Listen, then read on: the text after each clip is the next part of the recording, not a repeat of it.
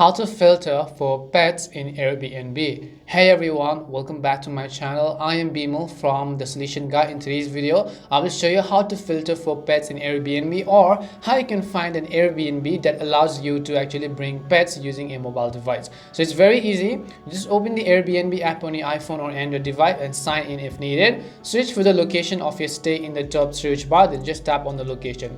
Now once you select the location, on the next specific page, just tap on stays in the top left, and over here you'll find the option called filters at the very top of the page. Now scroll down until you find the house rules section. So on the next page as well, you can see house rules, and you have the option called pets allowed. You simply want to make sure to check the box next to pets allowed, and then click the black button in the bottom right corner that says show 300 plus stays or any other depending upon your own filters.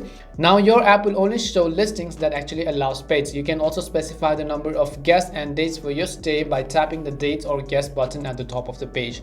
That's all it takes to filter for pets in Airbnb. We hope the video was really helpful, and if it did help you, then make sure to leave a like and subscribe to our channel. If you have got any more questions, feel free to also leave them down.